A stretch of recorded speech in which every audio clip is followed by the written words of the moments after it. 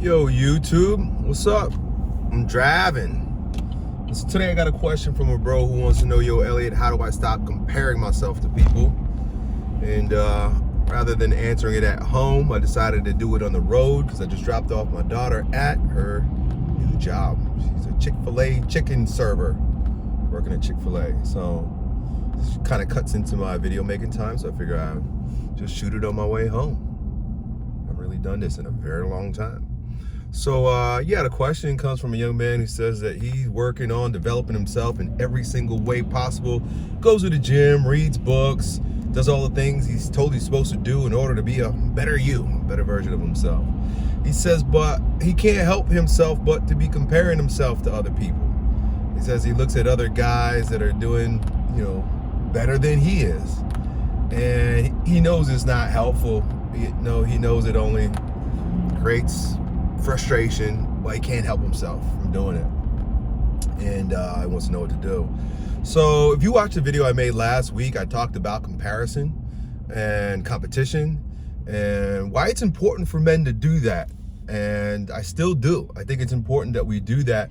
How we do it is critical though, right? So once again, we come to know ourselves in comparison to the other. I mean, that's how life actually works, right? Like, we don't live in a void. I am because there is a I am not, right? I am me because you are you. Like, it's this contrast that allows us to navigate space, right? Like, you get it? Like, we have to compare. There's no question about it. It's just, it lets us like have an ego, lets us exist. But how we compare, how we contrast, the judgments we make, the feelings we have, the paradigm from which we make those judgments, or better yet, comparisons and competitions, is super, super important, because no one actually compares to you. Like, there will never be another you, Snowflake.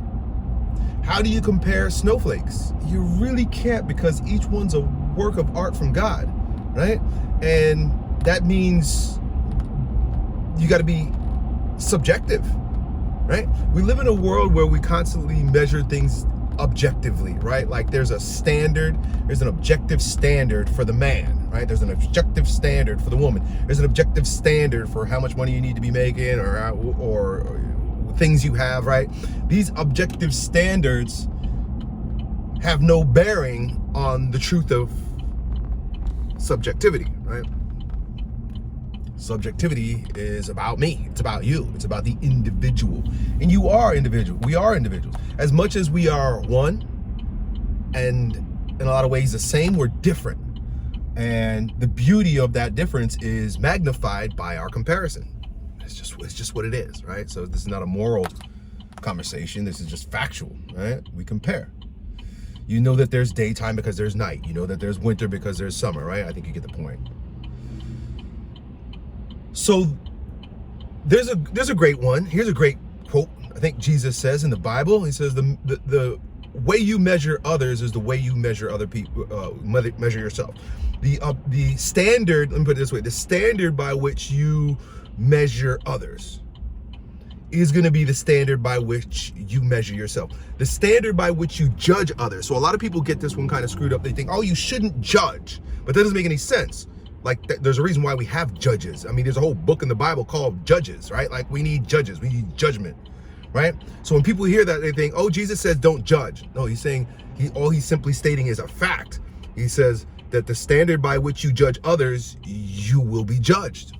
That's not a good thing or a bad thing. That's not a moral conversation. That's just factual. That's just a fact.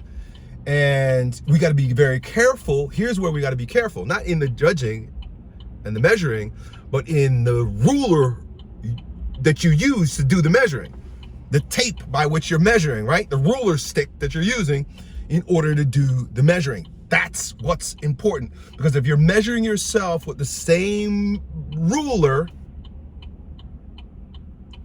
as somebody else, an objective ruler, you take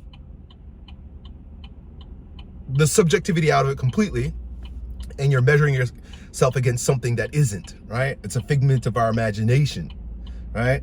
Most of our judgments are a figment of our imagination. But let's dial in what rulers we should use and how we should use these rulers. Would that be helpful to you guys?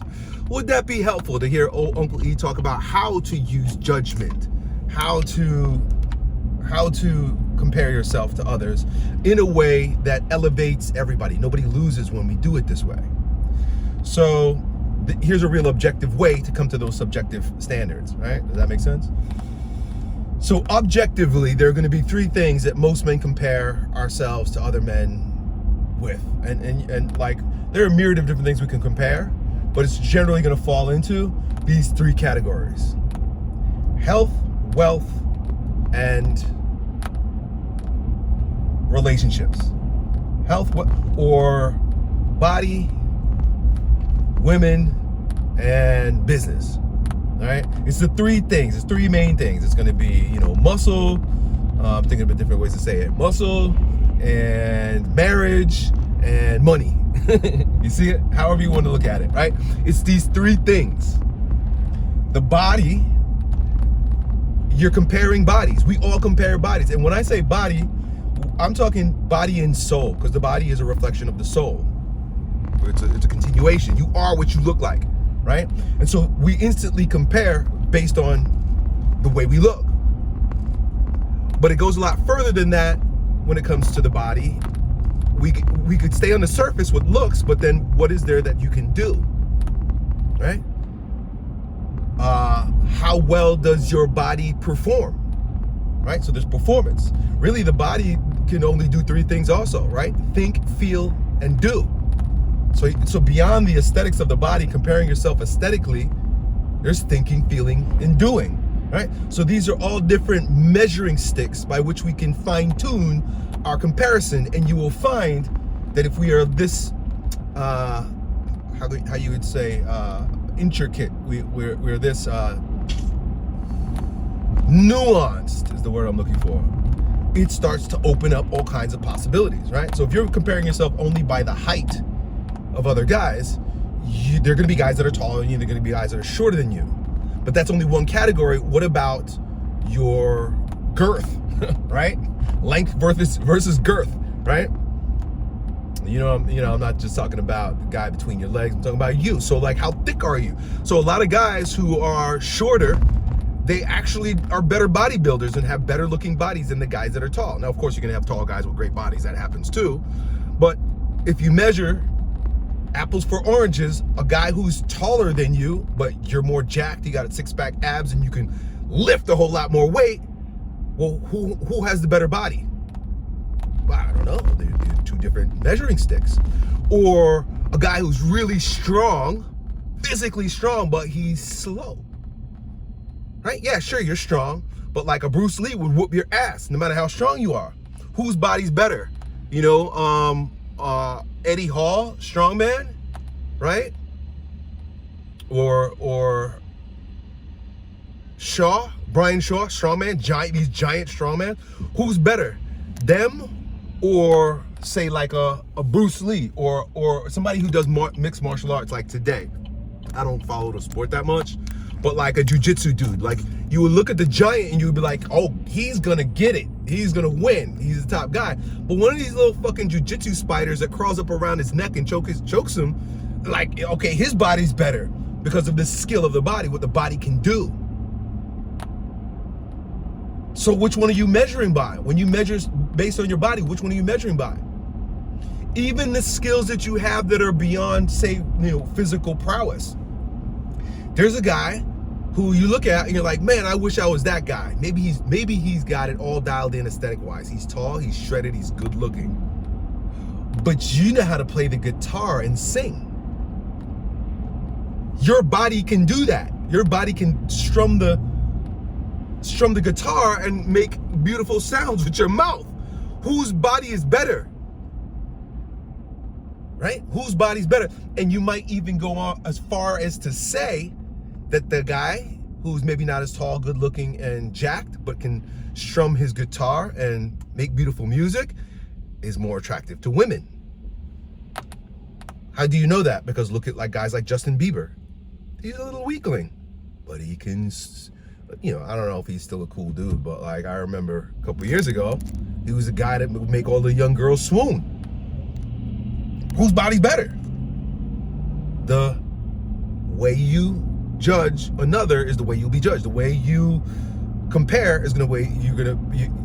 I'm not saying it right again, but the measure by which you judge others is how you'll be judged. And so if you're judging others based on how tall they are, but you're not tall, that you're judging yourself with the same ruler, and that's stupid. I'm not a tall guy. I'm about 5'8", soaking wet.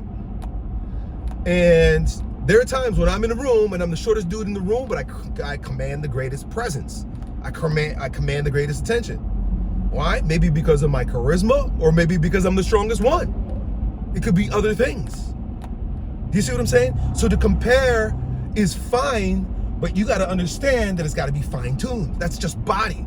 Think about business, right? So body, business. Recently, I've been thinking about how I have some friends that have huge businesses.